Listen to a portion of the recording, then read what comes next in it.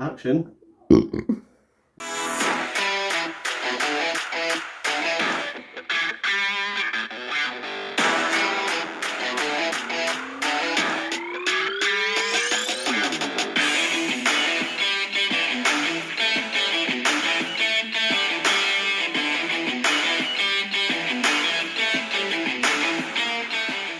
Okay, close enough, we're getting there. That's good in the video. What's up all you cool snakes and neonates? How's it going? I hope you're all keeping well. Today we got a cobra episode. Got some king snakes, some false water cobra stuff. We've got the handsome tiger, our beautiful light phase false water cobra, commonly missold as a hypo. You can see why. They do have a fair bit of drastic reduction in melanin, but it's all polymorphically bred. It's just they breed a light one with a light one and get lighter coloration. The true hypos are pretty much, the hypo in them is near enough non-existent. There's very little black in them. So this is what they refer to as a light phase. Shelby, which we'll have a look at in a minute, isn't black, whereas his butt is stripy all the way down, which is why we call him Tigger. Now, Tigger is wonderful. He's a beautiful, well-behaved boy. And normally, so is Shelby. But today, she's taken a nasty turn, or a defensive turn. Take a look at this, guys.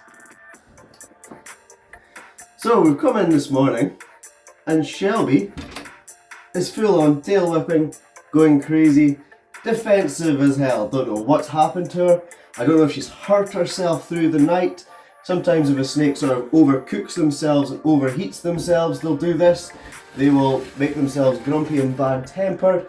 So I thought this was a good opportunity to show you guys how to deal with a defensive snake. This is not an aggressive snake. This is not a snake that wants to kill me. This is a snake that right now is feeling all scared and defensive. So when you're dealing with them, as you've seen, you want to be slow, calm, collective, open-handed. She's telling me right now, she's hooting up, as you guys can see there. She's saying, Dad, I'm not happy. Now, I've got to figure out what's making her not happy. Like I say, I don't know if she's hurt herself through the night. If a snake hurts itself, you could do a big hood. If a snake hurts itself, even if it strikes at the glass thinking you're feeding it and hurts its mouth, it will blame you for that. That will be all your fault. Now, I've already had her out today, so she keeps reverting back to this defensiveness. I'm not entirely sure what is going on there. But as you can see, being open-handed, slow and easygoing, and Shelby has returned to her normal, mild-mannered self. Now, I had Shelby out just the other day, a couple of days ago there, and she was so calm. She actually just curled up on my hand and went to sleep. As you can see, she's calmed down. This is the second time I've had her out in about half an hour. When I first came in, she was worse, and she wouldn't stop hooting even in my hands. So she's calming down here quite well. Hello, sweetheart, how you doing? So as you can see, there was no fast movements, there was no jerky movements, there was no in, out. Straight in, calm as you like, and pull her out. And as you can see, she has very quickly now decided that Dad isn't a threat. That wasn't aggression, per se.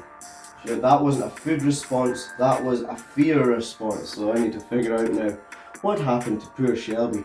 I guarantee when I put her back in, she's going to go back to that whole hooting and tail whipping. I don't know if she's maybe sat in her heat spot too much. These guys like it quite cool, but she's back to her old self, being a nice, calm, lovely false water cobra. Aren't you, sweethearts? What was all that about? What was it all about? Tell Dad. Why would you do that? So there we go, she's back to normal. Now watch this, I'll put her back in, and she'll probably go right back to being defensive.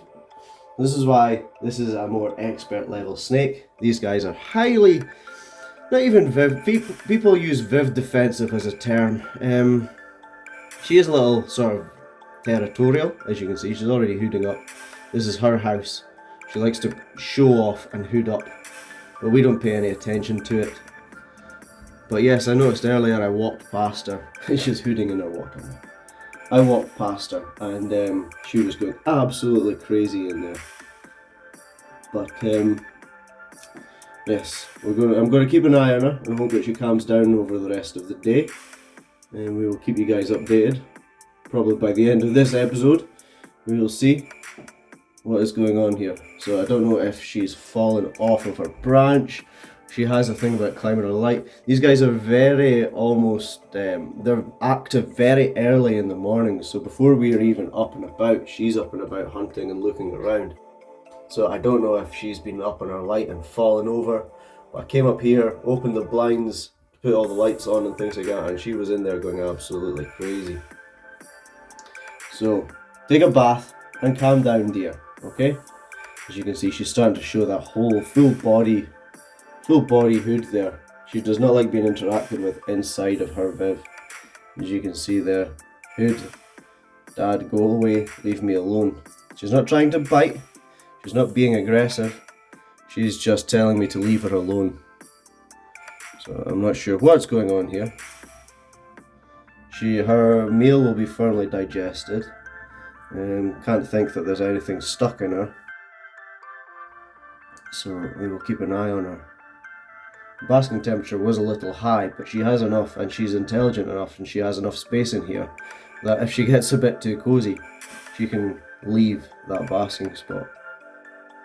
So yes, we'll keep an eye on her. You silly! So from one extreme to the other, or from one side of snake bites to the other, we've got Milkshake here, who has gone severely food orientated. So Shelby up there was showing defensiveness. She was unhappy, feeling scared, and giving me loads of threat poses, giving me plenty of opportunities to leave her alone, to tell me that she's not happy. Milkshake here is another kind of sort of bitiness. She is food orientated, so she is biting herself. Normally with animals like this, I would tap train them. The likes of the Burmese python, I've done that. The red-tailed boa and things like that, I did that. But with Milkshake here, that's not going to work. These king snakes are a different kettle of fish when it comes to, they won't learn. They have even been known to kill themselves by eating themselves.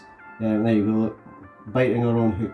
I'm using the hook here because if she bites my skin, she can sort of pull back, get her teeth caught, and pull her own teeth out, which then can lead to infections and things like that. That's why I'm just using the hook just now, because she is not really, apart from biting herself, she isn't really biting anything that can pull teeth out or anything like that, which is why I'm just using this hook here.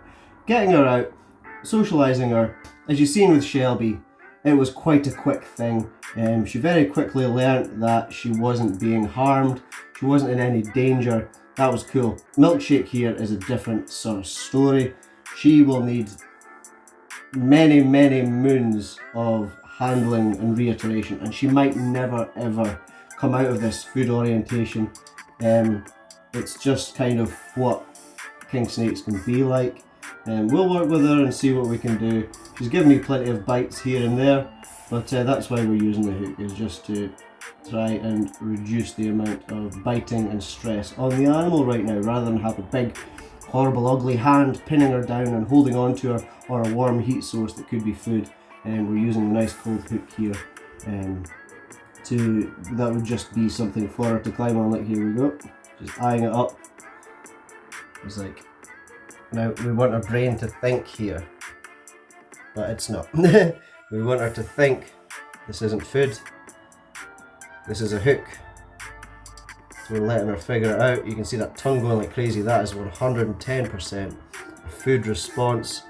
For some reason she just seems to be stuck in feeding mode, which king snakes can often be. This could be the case, that this is what she will always be like. You can see her sniffing through that. If I let her figure it out, it's not bad. If I move the hook quickly, it can lead to bitage, which we don't want. We want to stop that behaviour and put an end to that sort of behaviour. So this could be, whereas Shelby was a very quick fix, this could be a very long fix. Okay, right. So with Shelby, we just came in like 10 minutes ago. She wasn't hooting, she was behaving really well. She always hoots a little bit in her enclosure. It was the tail whipping and severe sort of defensiveness that were unusual for her behaviour earlier on. As you can see, as soon as I'm picking it up, could Dad have your tail please, you wrapped it around. Oh. I just hit you in the face, you're not going to forgive Dad for that. There you go, look at that, no hooding at all. Earlier she was still full hooding right in my arm.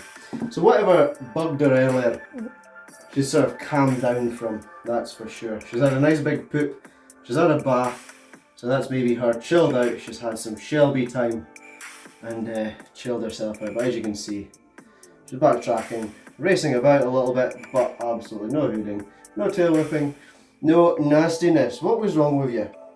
So there we go, Shelby has calmed down. So yeah, she maybe just sat on her heat for a little bit too long. They can make themselves grumpy sometimes if they over bask. They can actually do themselves mental damage if they bask too long as well, and physical damage of course.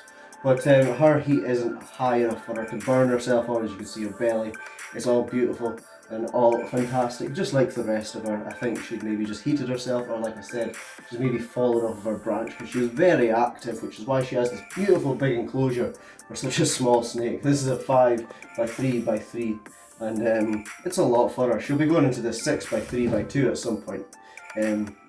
But yeah, she's been in this for a while, and yeah, probably till middle of this year once this one gets remade, she'll be into that one. But yeah, she's doing absolutely wonderfully. So no damage, no harm, no foul there. She's not gone full psycho like Milkshake had, and still has for some strange reason. No idea what's going on there, guys, but we will work with Milkshake and see how we get on with that. There we go.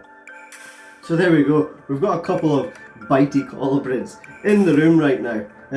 Normally they're all just as calm as Tigger here. He's basically a corn snake. He doesn't hood up or anything like that.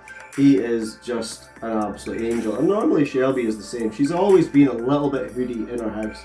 Hoods up here and there. But the falsies tend to be like that. They see you in their house and they puff up and they're like, oh, stay away from me. And then you get them out and like, how you going, Dad? The falsies tend to be like that. So that is my episode with false water cobras. Awesome animals. I'm thoroughly enjoying keeping these species. They're hours and hours of fun. Great animals. Aren't you, Tigger? Yes. Quick close-up of Tigger there. Isn't he looking handsome? So thank you very much for tuning in, you awesome bunch. As always, like, subscribe, comment, share the page around, hit the bell button, all that good stuff. You guys know what you're doing. For me and the rest of the gang, take it easy guys. Peace.